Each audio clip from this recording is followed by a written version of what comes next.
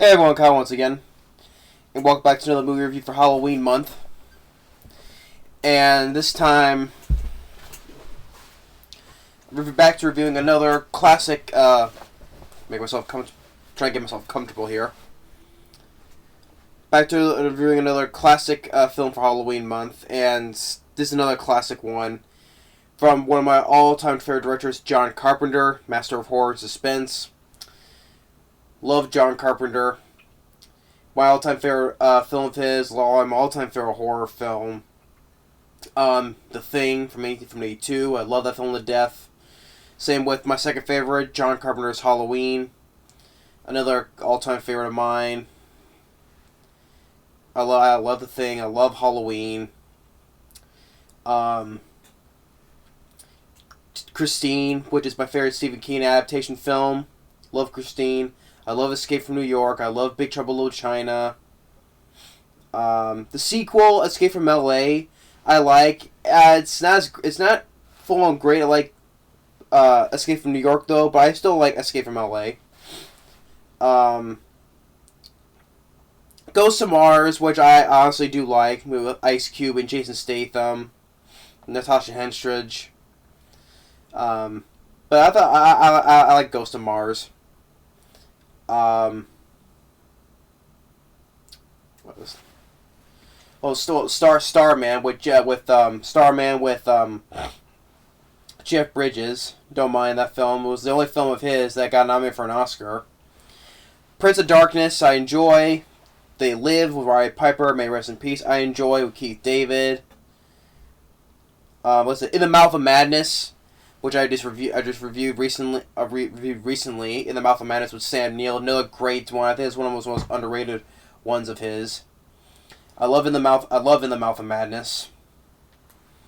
Village of the Damned. I have to rewatch again though with Christopher Reeve. I have to rewatch that one again. Vampires I do like with James Woods. He's a lot of fun in that role. James Woods in John Carpenter's Vampires. Memoirs of Invisible Man. Some people wanted me to a couple ones wanted to review that movie, but like I said before, I don't have the movie. I haven't seen that film in a long time, but I do remember it being one of John Carpenter's weaker movies. And I'm not planning to review that film any time because other ones wanted me to review that film, not anytime soon. Okay, making that clear. But I know it's one of John Carpenter's weaker movies. The Ward, I think that's his worst movie. You know, after he did Ghost of Mars, didn't do anything for 9 years until that film comes out and goes and directs that crap. I did not like The Ward. Those are two films I think are his weakest movies. Memoirs of Invisible Man and The Ward. To me, I think that's his worst. The Ward. But this one here is another great movie of his. And as I said, it is the best film about ghosts. Ghost movies. Well, a movie about ghosts. And to me, I think this is one of the best ones because John Carpenter, because we know John Carpenter, his style, he wants to create like mood, like a dark tone and the way the film looks for his films, especially like The Thing and Halloween. Like those two films. And he did this film after he did Halloween. That was 78, this is 1980. This is definitely has a very creepy vibe, and the dark tone of the way the film is. And it's another great movie from John Carpenter. And this is a film that my mom and dad, they actually both enjoy this film. They too would say it's very creepy and very creepy looking. They both enjoy this film. My parents both enjoy this film. And 5 minutes in, but we don't. You know from for watching the title of this video. But still, John Carpenter's The Fog. I really enjoy this movie. It's a great ghost movie. Awesome. With a great cast. You got Adrienne Barbeau, who has also collaborated with John Carpenter in Escape from New York. Which I also remember she voiced what was her name from Scooby-Doo on Zombie Island. She was the villain.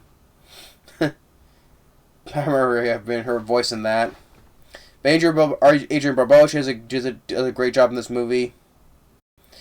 Um, Jamie Lee Curtis, once after just doing this with John Carpenter with on Halloween, I thought she did a great job. Which I know that I know she doesn't care for the movie. I know that though, but everyone's entitled to their opinion. What films about their own movies they don't like though, but I disagree with. That's the thing we all agree to disagree with.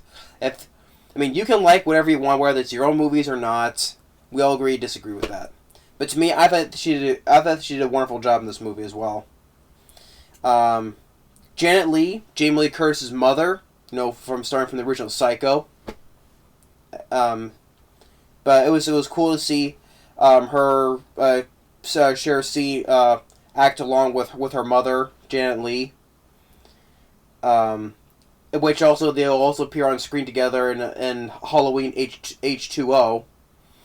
Everyone's entitled, when Janet Leigh tells her everyone's entitled to one good scare, and she says, yeah, well, I've had my share.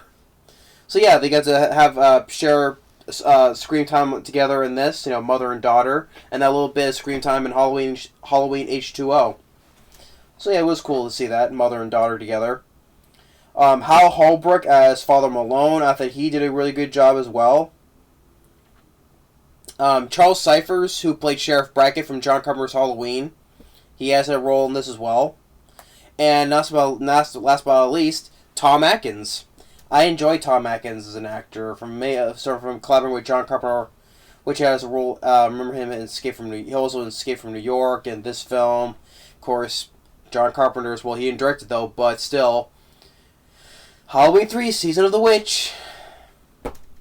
I like Season of the Witch. I thought Tom Atkins did a good job in that movie as well. Like I said, I keep on saying it should have been a part of the Halloween series, but John Carpenter had an idea for making it as a Halloween, like in the universe of Halloween. With Michael Myers after not being present though, but still like in the same universe. But that didn't work out because that film got hated on so much. But I like Halloween Season of the Witch. It was different, yes, but Tom Atkins, I think he was the highlight of the movie with that film. So, but I like Tom Atkins as an actor. So he also did a great job. Especially it was weird to him seeing him without a mustache as well.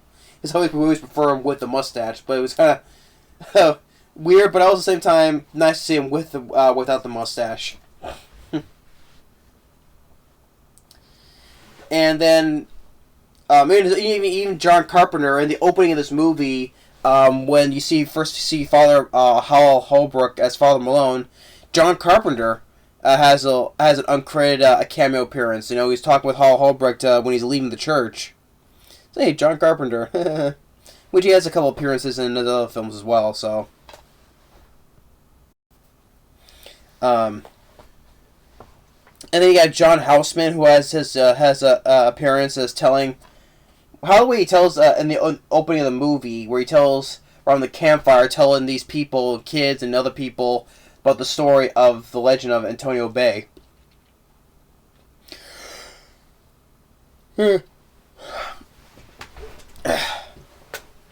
So yeah, I thought he did a good job of telling the story. He's only there for the opening as well, but I thought he did a good job telling the story in the opening.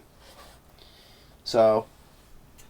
And the legitimate story is, in this town of Antonio Bay, town by the ocean, it's getting ready to celebrate its 100th anniversary of the founding of the town, and then this mysterious fog rolls in with these ghosts of these dead people,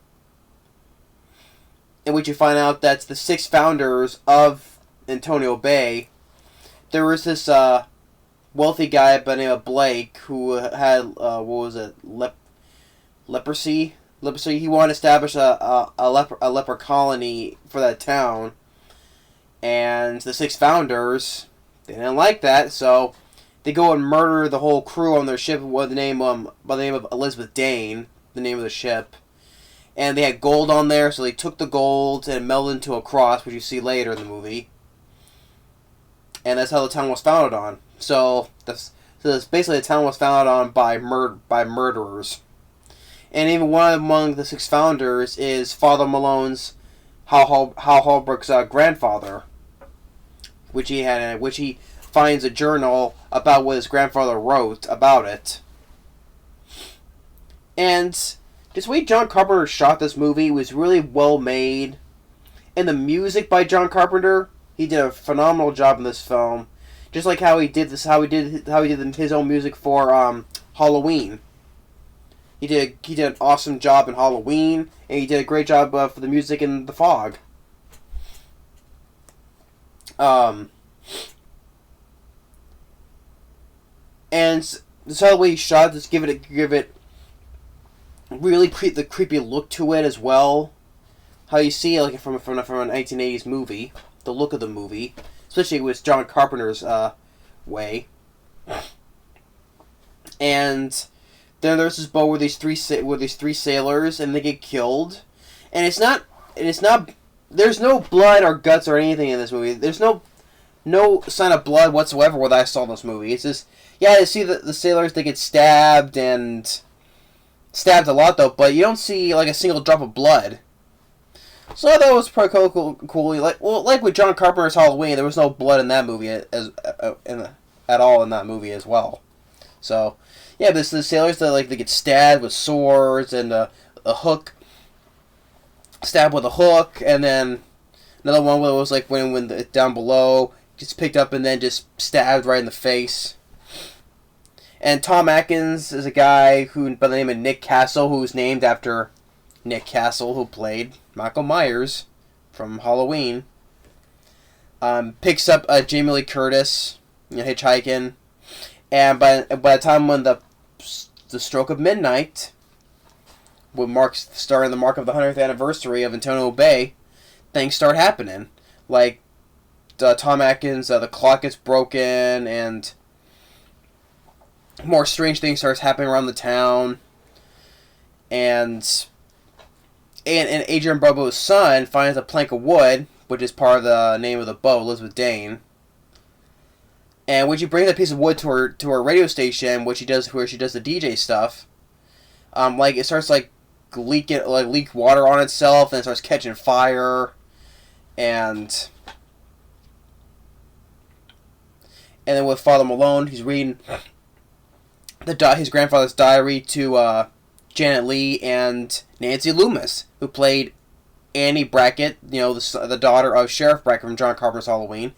So she has a role in this as well, Nancy Loomis. And then when it comes towards the nighttime, the fog rolls in and kills. The next one to die is Charles Cyphers, who plays Sheriff Brackett from Halloween. He thinks someone's playing a joke out there as the fog's going in. Then he gets a hook to the neck. And then the old lady who's watching, who's babysitting Adrienne Barbeau's son, when the fog comes in, she tells him to go in his room and hide. Then she stupidly opens the door. Then she gets killed. And then the son gets rescued by Tom Atkins.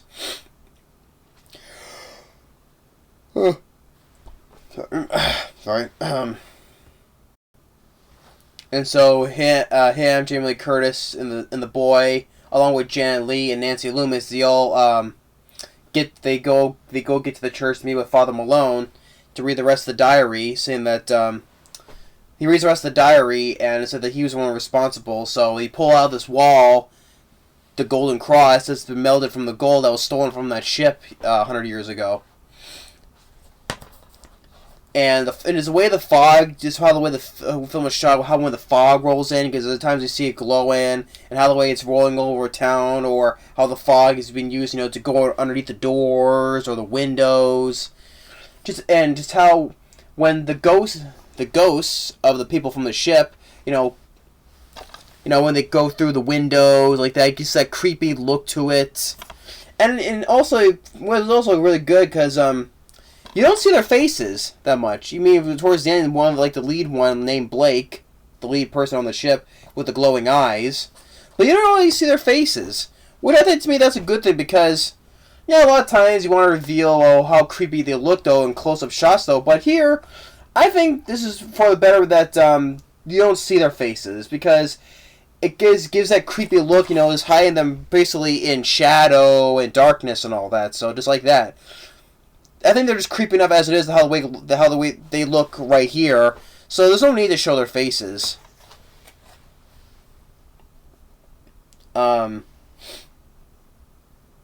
So they get the cross. Hal Holbrook, he gets the cross. Tells Blake that he has the gold right here, and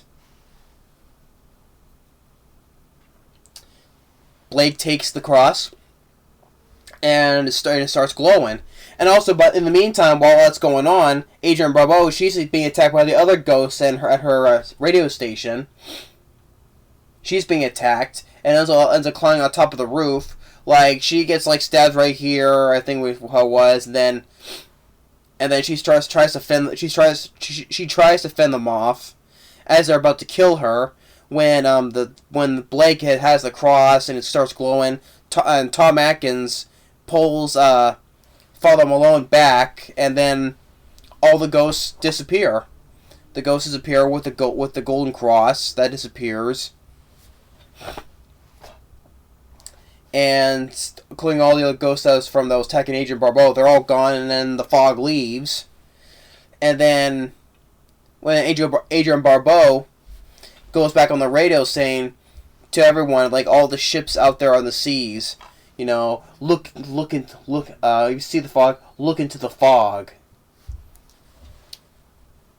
Which it was a nod to the original The Thing from Another World when it said, look into the skies. It was our nod to the original The Thing from Another World. Which, of course, later, 1982, 2 years after this, John Carpenter go and direct The Thing. So, but it was sort of a little nod to that movie, because it says, look to the skies. And then here she goes and says, look into the fog. And then the last shot, when Father Malone's alone, he's saying, why didn't they take me? Because the whole thing is that, since it was founded by the 6 founders, right, they needed 6 people to die. They killed the 3 sailors on the boat, they killed the old lady, and then Charles Cyphers. And that was the only people they killed so far, but then Father Malone's saying, since his grandfather was the one responsible, and he's like, why didn't they take me? And then he looks, the fog comes in again, and then they're standing there, and then as he turns, Blake, just when he swings his sword, it cuts away, killing him. Which I think I understand, because it was why... They gave him the gold, though, but then they disappeared, though, but then they came back. But, I think because since it was 6 people they needed to die, I guess they needed to finish up the whole thing. Otherwise, their legend would be called bullcrap. So I guess the way they had to kill someone to get their 6th victim in. Although, like I said, they gave back their gold, so... Yeah, that was a little bit of confusing, the last millisecond of the shot at the ending, but... Still, yeah, it's a nitpick, though, but it does not hurt the film in the least bit, considering how I give this film a lot of praise. The film is only an hour and 30, just below an hour and 30 minutes. Well, although it's funny, this says 1979 right there, but this came out in 1980.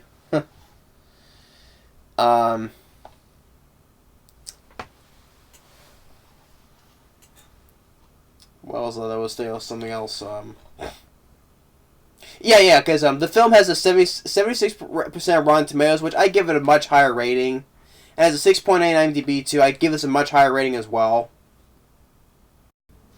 I give both ratings on those much more higher, because the film is very creepy looking. It's definitely one of the John Carpenter's creepier looking movies, along with The Thing and Halloween, though. But for how the way he shot it, how the way the look of the movie is very creepy looking, especially when how the way he handles the usage of the fog, and especially how the way these ghosts are very creepy looking. And then it's a good thing you do not need to see their faces. It gives it the more creepy edginess to look to them. Bolt your doors, lock your windows. There's something in the fog. Yeah, from the director of Halloween comes the tale of nocturnal terror. Or here, back here says, calls it very scary. Well, I was never scared by the movie, but I get what they're saying, because just how the way the look films, it looks like it can be pretty scary. Creepy, I will give it, it definitely has a creepy look to it. Definitely creepy.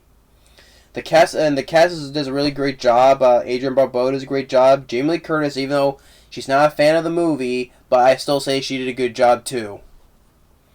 John Houseman, who did a good job, like in the opening, just telling that tale on their telling the tale around the campfire. Leigh, she does a good job as well. How Holbrook as Father Malone. Tom Atkins, I thought he also did a good job as well. The music by John Carpenter, he did a great job with the music, as well as writing and directing, which was with our partner Deborah Hill, who's now no longer with us, sadly though. But